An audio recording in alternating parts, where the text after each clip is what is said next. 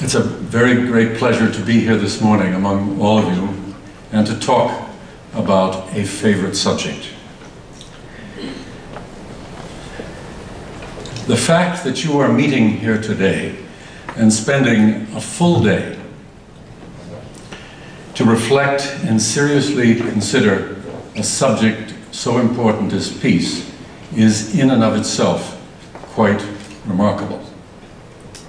Your approach to this issue is more important than any conclusion that you might reach at the end of the day. Your approach to the subject is what you'll take away with you, whether it's real or abstract. Your approach is what you'll remember after your memory fades all the details. Your approach is what will change your thinking and awaken you. As has been said, the first step is the last step. So, our first step then is to be open, to listen, to set aside our definitions, our beliefs, our theories, our politics, and most importantly, our romantic ideas. How do we even approach peace? We could do it abstractly, intellectually, or as something real and concrete and immediate. I challenge you today to be real and honest as we look together at one small aspect of peace, namely education. By this, I do not mean educating for peace, which is worthy, but I don't mean peace through education, which is also worthy. I do not mean that peace is a theme or a subject or a project for educators. I do not mean that peace can even be taught or learned. It must be approached differently. It must be approached individually, not as a subject, but as part of our very fiber, part of our thinking, our feeling, our DNA. But let's approach this in a classical way and look at what it isn't. In last Sunday's New York Times, there were two articles by Jonathan Mailer.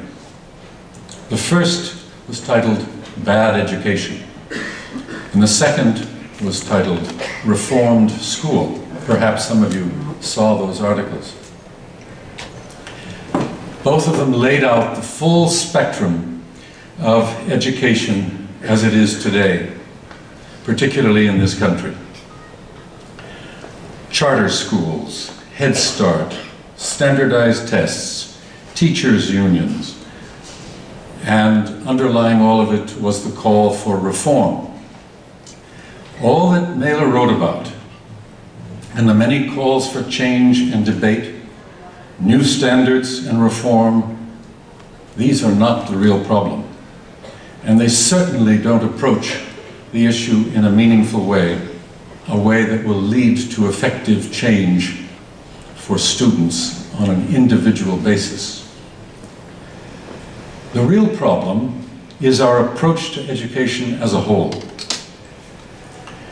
To demonstrate this in part, let me point out some of the obvious, some of the wrongful approaches as illustrated by their results. The first, think about what education has produced. It has produced what it intends to produce. It's no trifling matter that universally the qualities of a bad life, values implicit and explicit in school curricula, are the values of the worldwide marketplace. And these are getting power over others.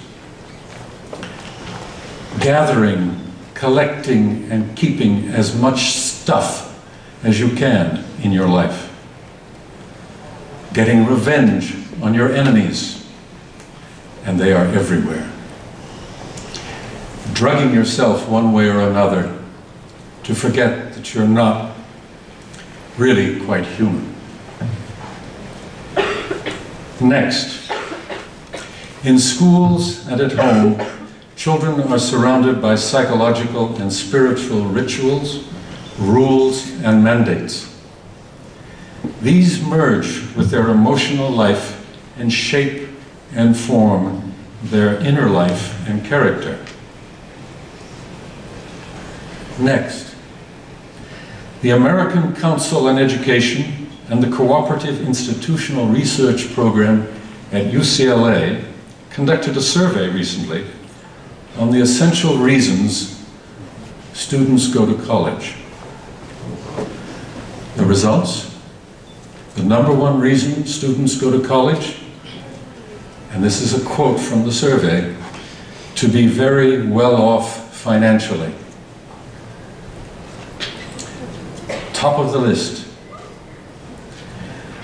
And having a meaningful philosophy of life or leading a quiet, peaceful life was at the bottom of the list. The approach of looking and listening and learning. If done, this will free children of psychological dependence. In your bags, as you came in, you received a piece of paper called The Art of Living and Learning. I would suggest if you could take it out and let's look at it briefly.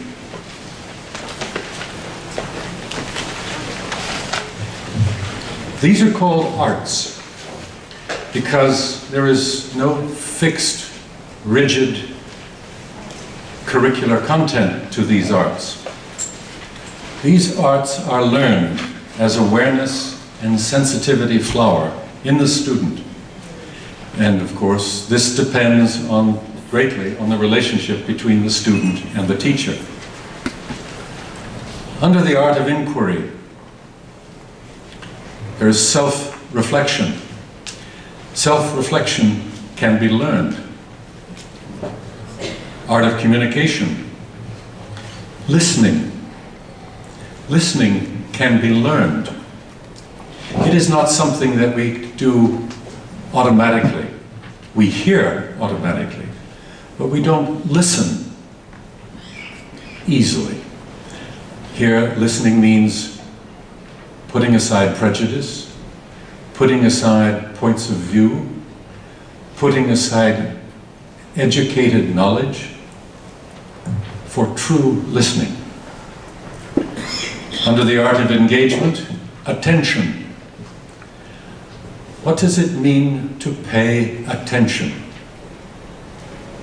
I'd like to just tell you a little story at this point. Years ago, Krishnamurti was giving a talk to students in one of the schools, and I was sitting at the back with a few students. In the course of the talk, a lizard ran along the back wall of the auditorium, sometimes called a gecko. A child sitting next to me looked at the gecko, kept looking, and I thought the child wasn't listening. So I drew the child back, his attention back to the speaker. At the end of the talk, Krishnamurti came up to me and he said, "I saw what you did." He said, "Let every child watch geckos. It's the attention he pays to a gecko that will help him in every aspect of life. Let him follow every gecko he ever sees." Well, I was a young teacher and I was rightly admonished. Further, under aesthetics, sensitivity and appreciation of beauty. Children need to be surrounded with beauty. Appreciation of beauty is something that can be deepened and the sensitivity to it widened well beyond art. We're talking about the beauty of a face, the beauty of a gesture, the beauty of an attitude. These all require sensitivity and awareness. Under the self, self-understanding and awareness. These can be learned. Others, again, self-reflection and awareness. Key components of even being conscious and aware of others. Local and global communities, stressing the service aspect of this. And the environment. Mindful stewardship. This is most significant, and the order on this page does not indicate the value. It's all of these are number one.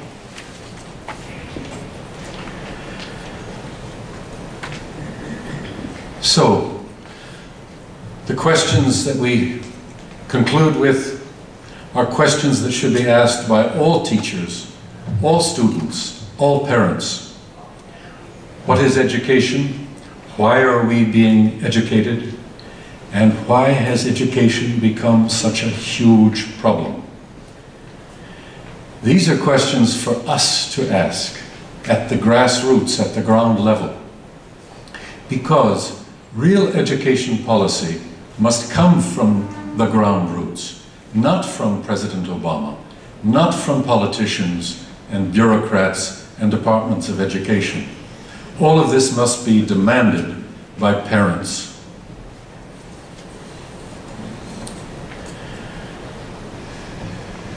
Learning and educational policy should be one of our most significant and most important resources.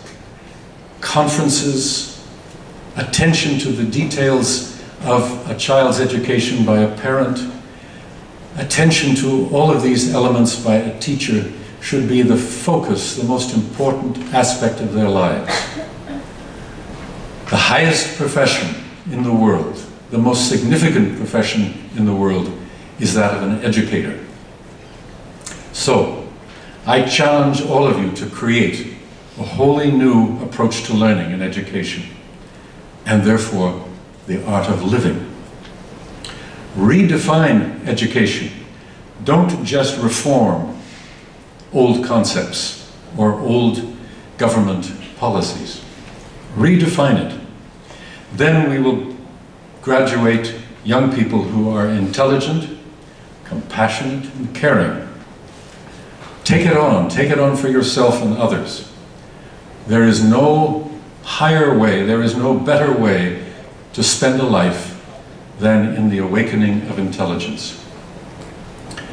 Peace then comes real, honest, actual, for each person in the world. It's a meaningful, it is a significant way to live. Thanks for listening.